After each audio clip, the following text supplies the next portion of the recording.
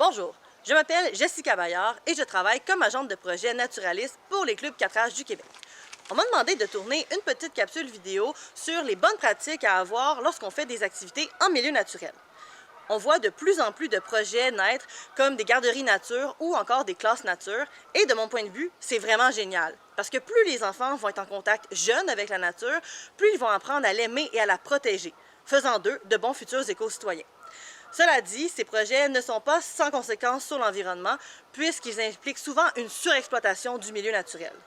Or, il y a toujours des pratiques qu'on peut mettre en place pour aider à minimiser notre impact sur l'environnement.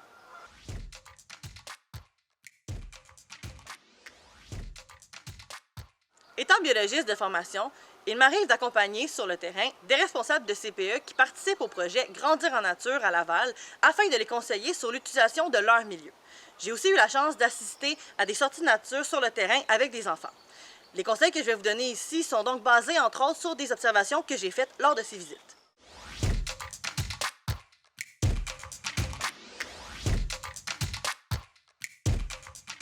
Les premiers critères que j'observe lorsque je fais des visites de terrain est le sol.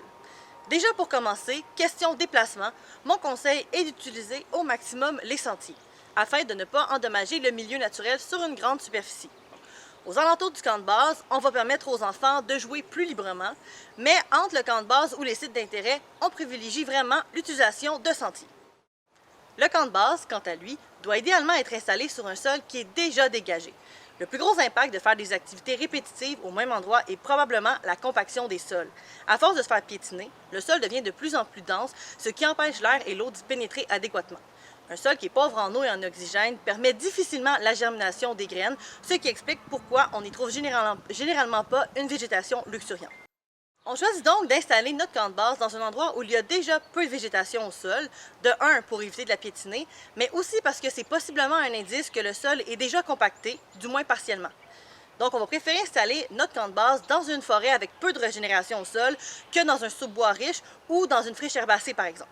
On peut visiter les friches herbacées, mais on utilise les sentiers, parce qu'une fois que les hautes herbes sont couchées, elles ne se redressent plus malheureusement.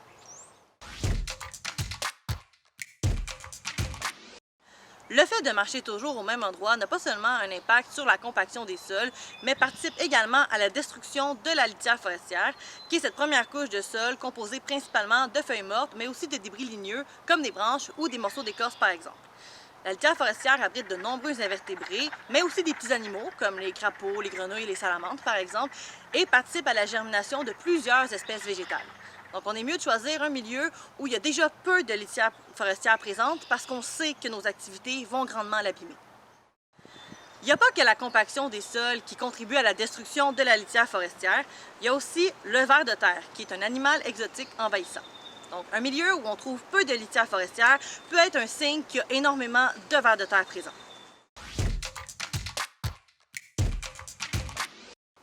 Il faut aussi faire attention aux sols fragiles ou instables, comme les berges des cours d'eau. Non seulement on y abîme la végétation riveraine, mais en plus ces sols représentent un danger pour les enfants. Privilégiez plutôt un accès à l'eau restreint sur un sol plus dur et moins végétalisé si possible. Votre empreinte sur la nature sera moindre. Un aspect intéressant concernant la nature au Québec est qu'elle change drastiquement au cours d'une année. Un milieu qui était inaccessible en été, comme la friche herbacée dont on parlait plus tôt, devient toutefois intéressant en hiver lorsque la neige couvre le sol. En effet, les parties aériennes des plantes herbacées meurent en hiver. Donc, il devient moins inquiétant au point de vue environnemental de visiter des lieux comme des friches ou les berges des cours d'eau lorsqu'il y a un épais couvert de neige.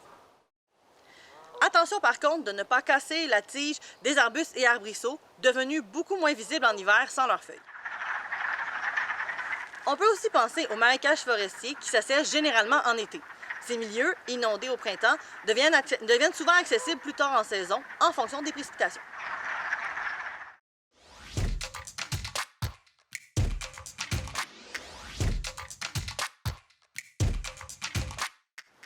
Un autre aspect que je regarde lors de mes visites terrain est la végétation.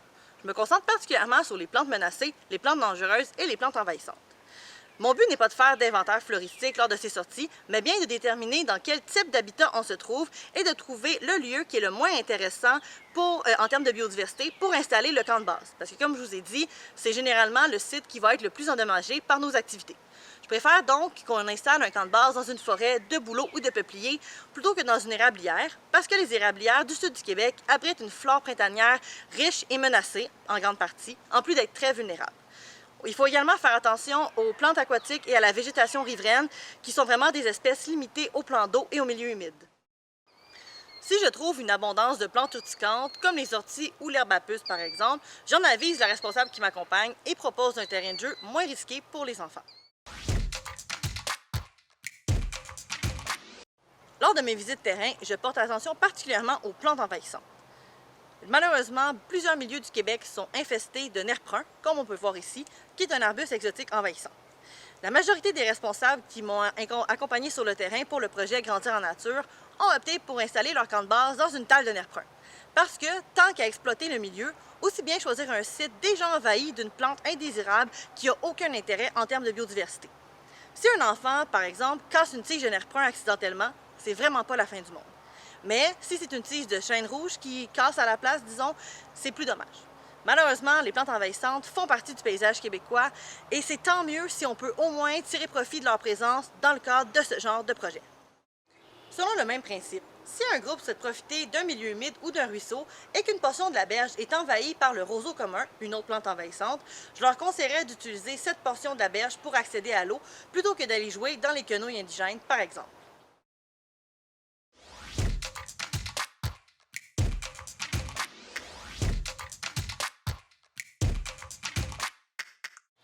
Le dernier aspect que j'aimerais aborder aujourd'hui est le respect de la faune.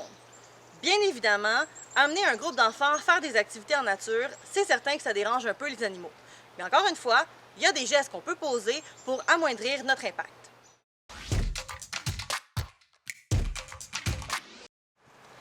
Je dirais qu'un des plus importants, c'est d'inculquer aux enfants la notion de replacer les éléments naturels.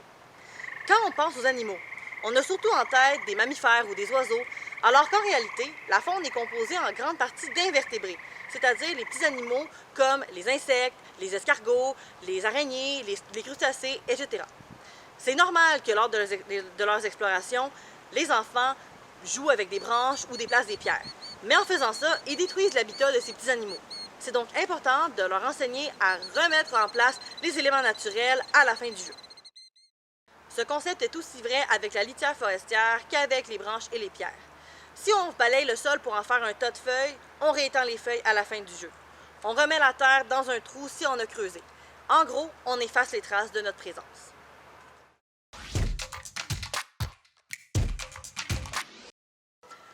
Autre aspect concernant la faune, le bruit. Demander à des enfants d'être silencieux en jeu libre, ça se fait pas vraiment. Par contre, on peut toujours leur dire que s'ils font moins de bruit, ils ont plus de chances d'observer des animaux. En terminant, petit rappel toujours pertinent. On ne nourrit pas les animaux sauvages et on les dérange le moins possible. Encore une fois, c'est impossible de demander aux enfants de ne pas toucher les insectes ou les vers de terre. Par contre, on peut leur montrer comment être plus respectueux en laissant la bestiole ramper dans leurs mains plutôt qu'en la tenant entre leurs doigts, par exemple. En terminant, si vous appliquez ces quelques conseils, vos sorties en nature auront déjà un impact moins grand sur l'environnement.